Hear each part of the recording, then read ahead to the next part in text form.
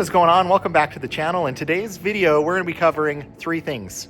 We're going to be covering me getting tint added onto my 2025 Hyundai Elantra N, share with you guys kind of what it looks like, what I went with. Second, I finally was able to go through my first tank of gas, so I'll be sharing with you all my miles per gallon, how it did, driving conditions, all of that. And then third, we're going to be covering the stereo system in the Hyundai Elantra N, and is it worth getting an upgraded stereo for this car because I put a subwoofer in it. So we're gonna also be talking about maybe future modifications I'll be doing to the car, so I'd love your guys' thoughts, opinions. Please like, comment, subscribe, and let's get right after it.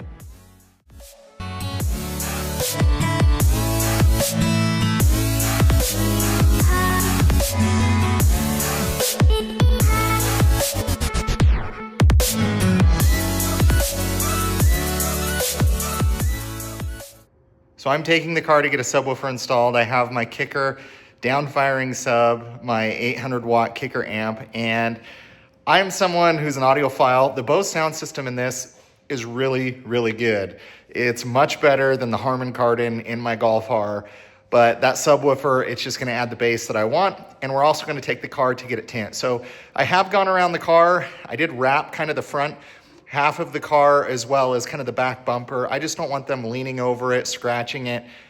I get nervous, and I don't know if you guys are like me. Anytime I take my car to get an oil change, I take my car somewhere else, they're not gonna care for the car like you are. So I'm probably a little bit over paranoid, but I did get some of my wrap on the car just so we don't have any issues with the car getting scratched or anything like that. So anyways, guys, stay tuned. I'll share with you guys kind of sounds, how everything looks like. And yeah, I think with some tint on this, some ceramic tint, it's gonna make the car look even better. And I hope you guys enjoy. So stay tuned and let's go get it done.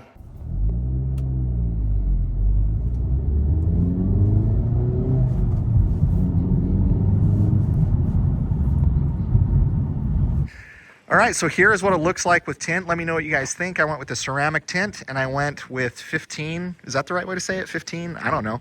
But I went with 15, so I didn't go as dark as I possibly could, but this is my favorite angle of the car. Like, I think just from like right here, it looks really good. I think with the white, black, and red, the tint works really well, and I like it. I'm digging it. I am digging it. I really like it. Let me know what you guys think. But went with ceramic tint, so hopefully we'll be able to keep kind of, you know, the UV rays out, keep the car a little bit cooler in the summertime. But I went a little bit darker than I typically do, but I think it matches really well with a lot of kind of the aesthetics of the car, kind of the piano black trim and all of that. I didn't do anything to the front windshield. I know a lot of you tint your front windshields. I didn't go through that, so just kind of standard, but you guys can kind of see from inside. And here, let me open it up. You know, inside the car at night, it definitely is really dark, but I think it makes the car look really good. Let me know your guys' thoughts. What do you think? What have you guys gone with? What do you typically do? But I think this white, black, and red combo, and I love the new front bumper on this, looks really, really good.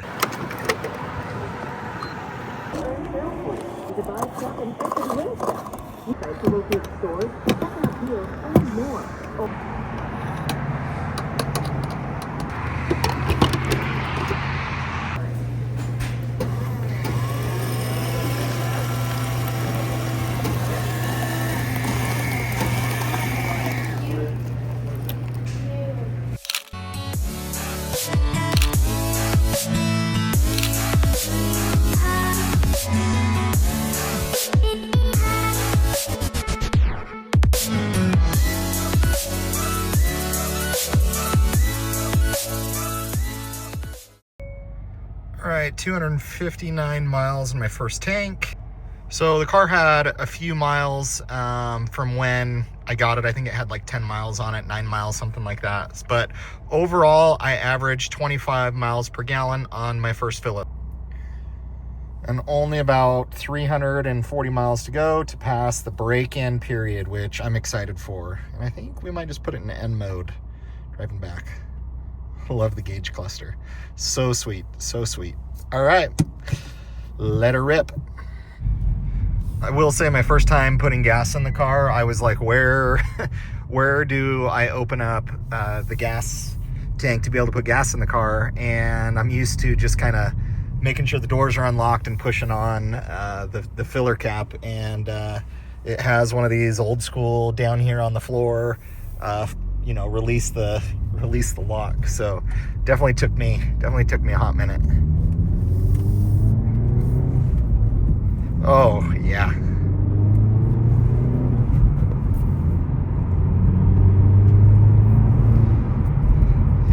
Car already feels a lot better. I can't wait to get past the break-in to like really let this thing eat. All right, so let's talk a little bit about stereos. So I've always been a stereo guy. No, I'm not like, the extremist or know necessarily a ton about subwoofers. I've done a lot of videos on how to install a powered subwoofer into your cars. I didn't install this. So I had my 2023 Volkswagen Golf R. Couldn't remember if it was a 24 or 23, but Mark 8 Golf R. And the Harman Kardon sound system in that car was okay. The Harman Kardon in my Subaru WRX was amazing. And obviously with my Golf R, I wanted some more bass, I wanted some more sound. And it's a little bit different. It's hard for me to kind of give you like a really good comparison, because in my Golf R, that sound system sounded phenomenal, but it had more glass to bounce off of. It wasn't in a trunk. And overall, the sound of that just was phenomenal. So I have a down-firing kicker subwoofer. I'll throw some clips up here and I'll kind of show you it. And then I have I believe it's just a single channel 800 watt amp. So definitely on the lighter side of like powerful subwoofer systems, meaning it just not as powerful as other things that you could do. So it's kind of hard for me to say, but a down-firing sub, I think in like a hatchback, it works really good. In this car with the seat up and the seats, it absorbs a lot of it. It absorbs a ton of it, and the sound isn't that great. So the Bose sound system in this car is actually decent. I've had better sounding Bose sound systems like in my Camaro, and every car is different. They don't just take the same thing and put it in there. Amplifiers, there's so many different things to like walk through. This is good. This car doesn't have wireless Apple CarPlay, and the Bluetooth on it doesn't sound amazing unless you like really turn it up almost all the way. You have to get it almost all the way up before like you can actually like hear it, but it's still really good. The stock Bose sound system in this is way better than my Volkswagen Golf R, but definitely not as good as my WRX was, but it still is good. It's got good bass. The mid in it is okay-ish, but not the best. And when you're doing Bluetooth, anything that's not wired, it's going to affect how good your sound is. Now, if you guys just buy a Hyundai Elantra N and you want to do just like a quick sound test, if you have Bluetooth on your phone, turn on the car, use the Bluetooth, and see what it sounds like, and then quickly turn it over to a radio station that's got HD on it, and just notice the difference in volume and what it's like. So I was actually able to get a cord to do wired Apple CarPlay, and that significantly increased the sound to where when it's up at the top end, I don't want it up that high because it's starting to hurt my ears a little bit. That's usually my gauge, and my ears can take quite a bit. So it definitely still could use more. But this subwoofer setup, let me share it with you guys. Let me show you, and you guys can kind of like determine. But overall, I'm still kind of mixed, and I don't know if I'd recommend this. When I bought the sub and amp, I think for the pair of them, gosh, what were they? I think I paid like around $1,000 for the subwoofer and insulation and amp. Like they gave me a really good deal. Like they were discounted really heavily. And this isn't necessarily like a bad sub or amp. Like the kicker's like really actually pretty decent.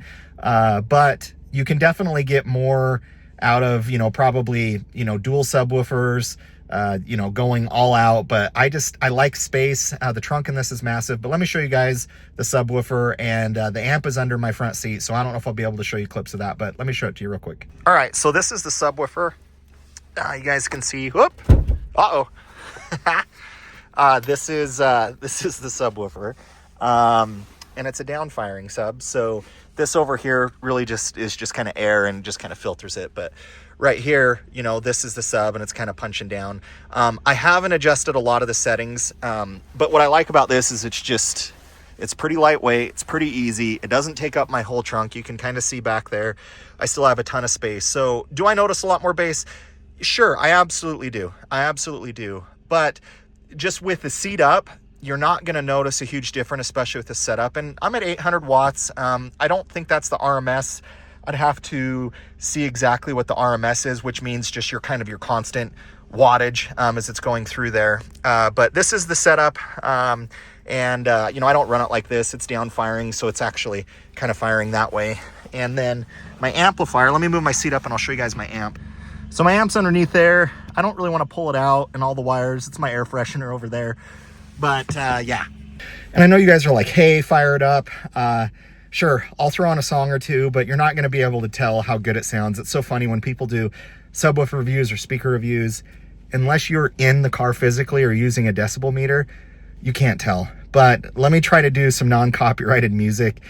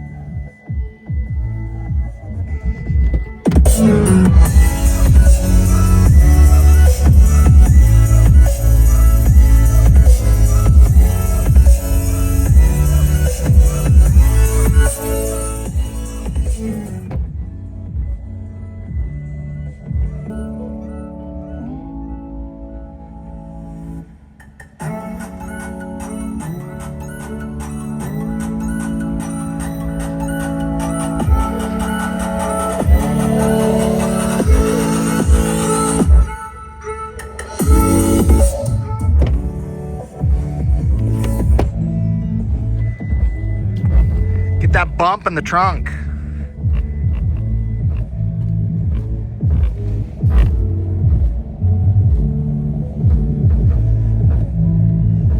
So I don't know if that video did anything for you guys, but I had to do Bluetooth obviously because I'm recording with my phone, and if I do Apple Music or something else, when I go to record the video, it's going to stop the music. So hopefully I gave you guys kind of an impression. You can hear it from the outside of the car. I mean, am I glad I did this? Sure. I already own the subwoofer. I already own the amp. They charged me $350 for installation. Not bad, pretty easy. But if you are going to go this route with the subwoofer, you're either going to have to drive kind of with the seats down in the back, which honestly just reminds me of high school. Seats down, more bass, more girls in the front seat. I'm just joking. That's so stupid. I need to get rid of that.